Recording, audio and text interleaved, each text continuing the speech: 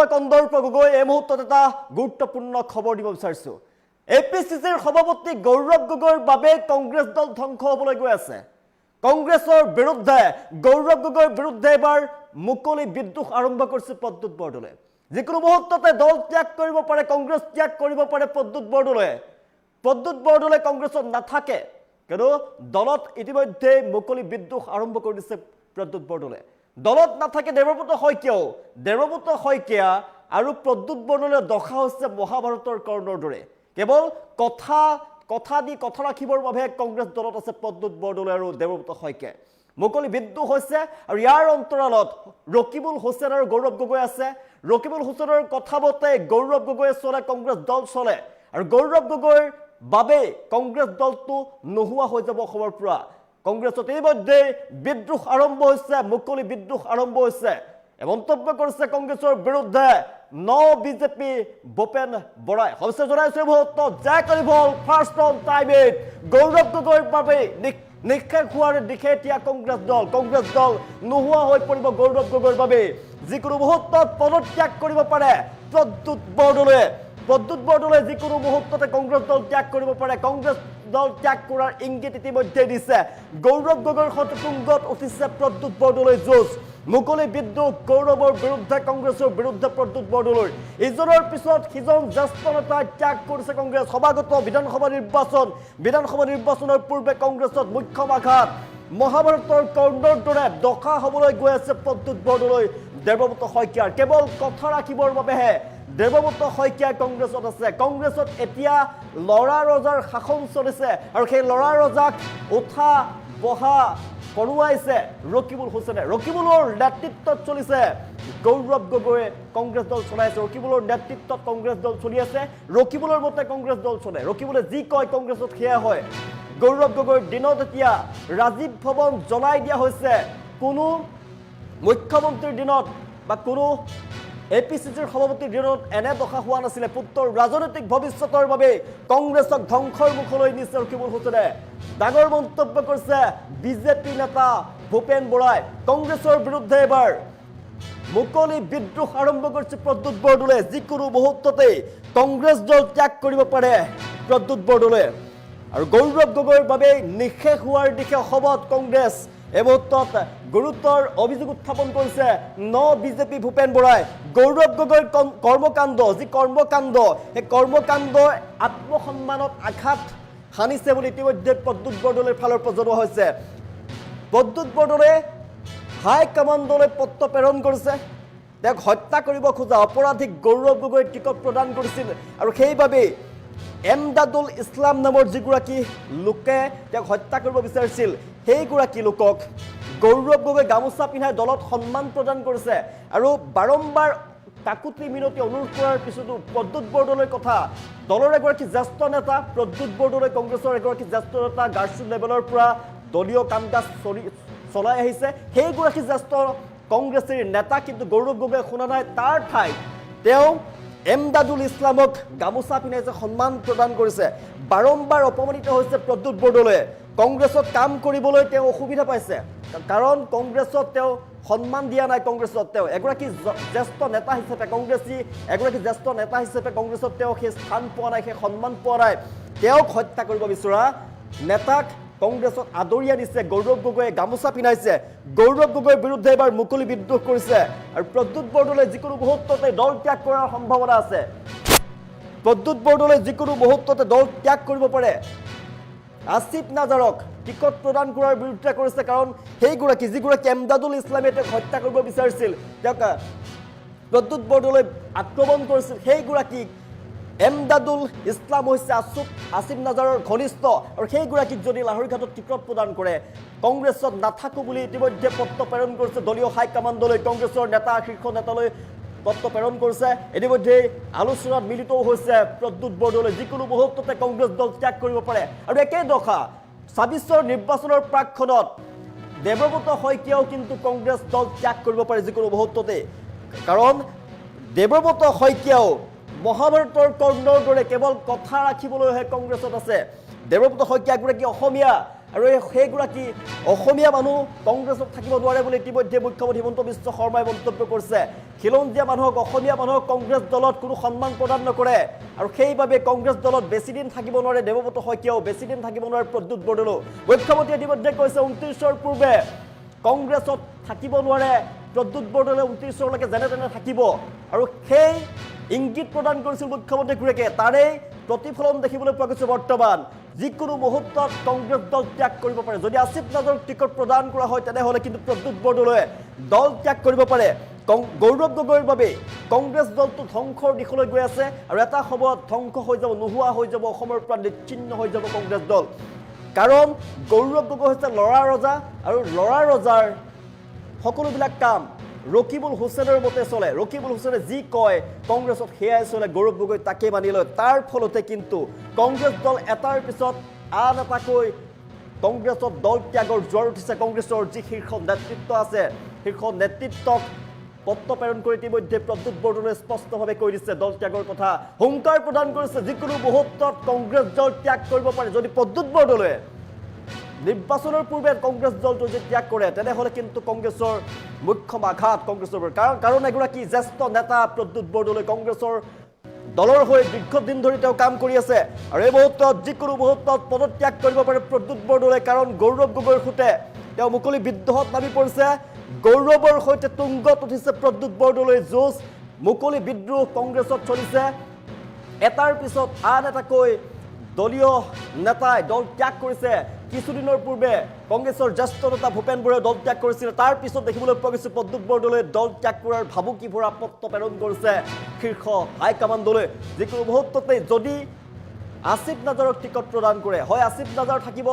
নহয় প্ৰদ্যুৎ বৰদলৈ থাকিব প্ৰদ্যুৎ বৰদলৈ যদি আসিফ নাজৰক টিকট প্ৰদান কৰে তেনেহ'লে দলৰ পৰা বিদায় ল'ব কংগ্ৰেছ এৰাৰ ইতিমধ্যে ইংগিত প্ৰদান কৰিছে প্ৰদ্যুৎ বৰদলৈ যিকোনো মুহূৰ্ততে দল ত্যাগ কৰিব পাৰে প্ৰদ্যুৎ বৰদলৈ দেৱব্ৰত শইকীয়া কংগ্ৰেছত এতিয়া ল'ৰা ৰজাৰ শাসন চলিছে মহাভাৰতৰ কৰ্ণৰ দৰে দশা হৈছে প্ৰদ্যুৎ বৰদলৈ দেৱব্ৰত শইকীয়াৰ আৰু ৰকিবুল হুছেইনৰ নেতৃত্বত গৌৰৱ গগৈ কংগ্ৰেছ চলাই আছে তাৰ ফলতে কংগ্ৰেছৰ অৱস্থা এতিয়া বেয়া হৈছে ৰাজীৱ ভৱন জ্বলাই দিয়া হৈছে গৌৰৱ গগৈৰ দিনত কংগ্ৰেছ গৌৰৱ গগৈৰ দিনত ভাল হৈ থকা নাই এপিচিচিৰ সভাপতি গৌৰৱ গগৈৰ দিনতে কিন্তু কংগ্ৰেছ বেয়া দিশলৈ গতি কৰিছে অতি বেয়া হ'ব কংগ্ৰেছৰ অৱস্থা পুত্ৰৰ ৰাজনৈতিক ভৱিষ্যতৰ বাবে কংগ্ৰেছক ধ্বংসৰ মুখলৈ ৰকিবুল হুছেইনে ঠেলি লৈ গৈছে এই বিস্ফোৰক অভিযোগ উত্থাপন কৰিছে বিস্ফোৰক মন্তব্য কৰিছে বিজেপি নেতা ভূপেন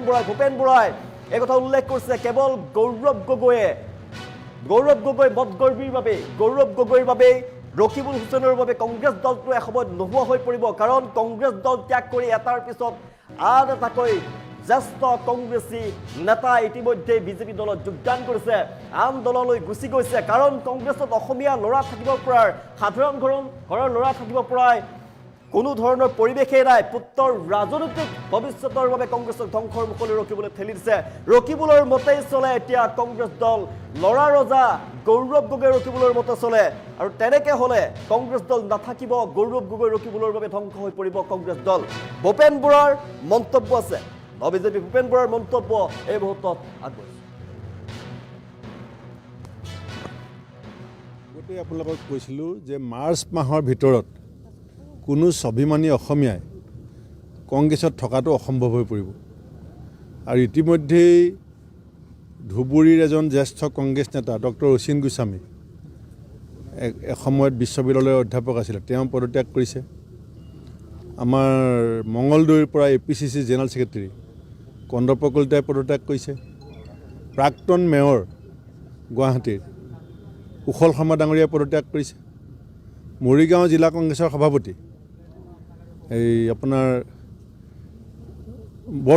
ৰমেশ বৰদলৈ তেখেতে পদত্যাগ কৰিছে ছ'চিয়েল মিডিয়াৰ আগৰ হেড ৰাতুল কলিতাই পদত্যাগ কৰিছে মুকুল হুছেইনে পদত্যাগ কৰিছে ৰেহানুদ্দিনে পদত্যাগ কৰিছে গতিকে আপুনি ইমান লিষ্ট মই এতিয়া আপোনাক গাই নাথাকোঁ আপুনি আমনি পাব প্ৰদ্যুৎ বৰদলৈ ডাঙৰীয়াৰ এতিয়া যিটো অৱস্থা সেইটো মই আগতেও কৈছোঁ যে মহাভাৰতত কৰ্ণৰ যিটো অৱস্থা হৈছিলে কৌৰৱৰ লগত থাকি প্ৰথমৰ পৰাই গম পায় যে ভুল কাম কৰি আছে আৰু প্ৰথমৰ পৰাই গম পায় যে কৌৰৱ পতন হ'ব কৃষ্ণৰ সখীয়েক আছিলে কৰ্ণ কিন্তু সংগ দুখত শেষত কৰ্ণৰ যিটো অৱস্থা হ'ল এতিয়া প্ৰদ্যুৎ বৰদলৈ ডাঙৰীয়া, দেৱব্ৰত শইকীয়া ডাঙৰীয়াও তেনেকুৱা এটা অৱস্থাৰ ফালে গৈ আছে, জানি শুনি, গম নোপোৱাকৈ নহয়। কাৰণ মই প্ৰেচিডেণ্ট থাকোঁতে ৰাহুল গান্ধী ডাঙৰীয়াৰ লগত যিখন মিটিং হৈছিলে তাত ৰকিবুল হুছেইনে কৈছিলে যে প্ৰদ্যুৎ বৰদলৈক নগাঁৱলৈ মই আনিছিলোঁ, মই জিকাইছিলোঁ। কিন্তু যেতিয়া ৰকিবুল হুছেইন কেবিনেট মিনিষ্টাৰ আছিলে তৰুণ গগৈ মন্ত্ৰীসভাত, গড় হত্যা দিল্লী হৈ আছিলে, কোনো ধৰা মানুহ নাই, তেতিয়া 4বাৰ নগাঁৱত ৰাজেন গোহাঁই ডাঙৰীয়া জিকিছে। আৰু প্ৰদ্যুৎ বৰদলৈ ডাঙৰীয়াক সন্মুখত লৈ পেলাই কংগ্ৰেছে নগাঁও চিটটো 20 বছৰৰ মূৰত উদ্ধাৰ কৰিছে।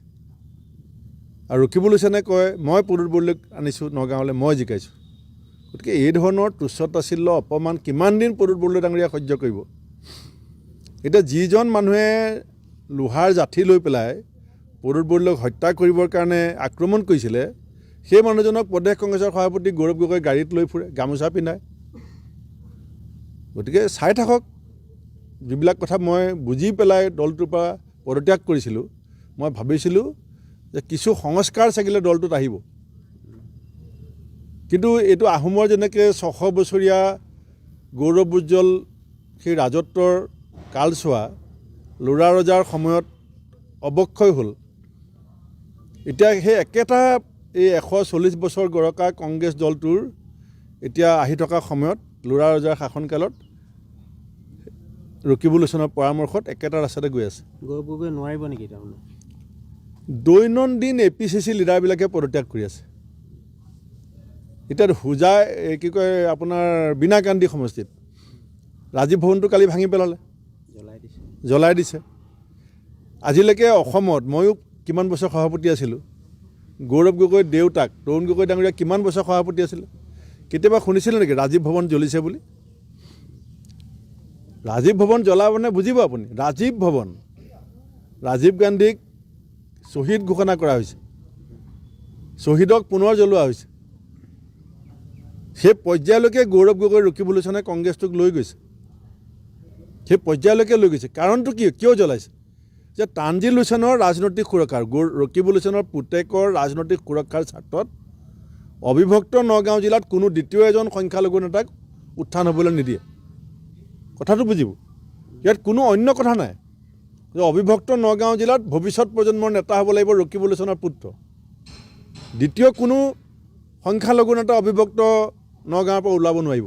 ওলাবলৈ বিচাৰিছে, কৌশলগতভাৱে তেওঁক ৰাজনৈতিকভাৱে হত্যা কৰি দিয়া হ'ল। আৰু তাৰ ক্ষোভৰ বহিঃপ্ৰকাশ ঘটিল ৰাজীৱ ভৱন অগ্নিকাণ্ড। গতিকে এইটো দল ক'লৈ গৈ আছে অসমৰ ৰাইজে চাই আছে। এই দলটোৰ পৰা মই ওলাই আহোঁতে যিসকলে মোক কৰ্কথনা কৰিছিলে, যিসকলে মোক বিভিন্ন ধৰণে তুচ্ছ তাচ্ছিল্য কৰিছিলে, এতিয়া প্ৰদ্যুৎ বৰদলৈ ডাঙৰীয়াৰ চিঠিখনৰ পাছত তেওঁলোকে এতিয়া আকৌ পুনৰ পৰ্যালোচনা কৰক, প্ৰদ্যুৎ বৰদলৈ ডাঙৰীয়াক কি কি বিশেষণেৰে তেওঁলোকে বিশেষিত কৰিব। মই আগতেই আপোনালোকক কৈছিলোঁ যে মাৰ্চ মাহৰ ভিতৰত কোনো স্বাভিমানী অসমীয়াই কংগ্ৰেছত থকাটো অসম্ভৱ হৈ পৰিব।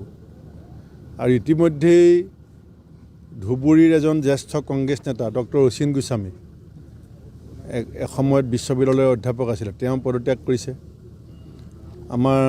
মঙলদৈৰ পৰা APCC জেনেৰেল ছেক্ৰেটেৰী কন্দৰ্প কলিতাই পদত্যাগ কৰিছে। প্ৰাক্তন মেয়ৰ গুৱাহাটীৰ কুশল শৰ্মা ডাঙৰীয়াই পদত্যাগ কৰিছে। মৰিগাঁও জিলা কংগ্ৰেছৰ সভাপতি এই আপোনাৰ বৰদলৈ, ৰমেশ বৰদলৈ, তেখেতে পদত্যাগ কৰিছে। ছ'চিয়েল মিডিয়াৰ আগৰ হেড ৰাতুল কলিতাই পদত্যাগ কৰিছে। মুকুল হুছেইনে পদত্যাগ কৰিছে। ৰেহানুদ্দিনে পদত্যাগ কৰিছে। গতিকে আপুনি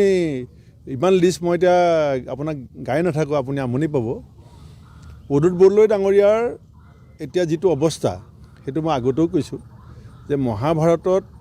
কৰ্ণৰ যিটো অৱস্থা হৈছিলে কৌৰৱৰ লগত থাকি, প্ৰথমৰ পৰাই গম পায় যে ভুল কাম কৰি আছে,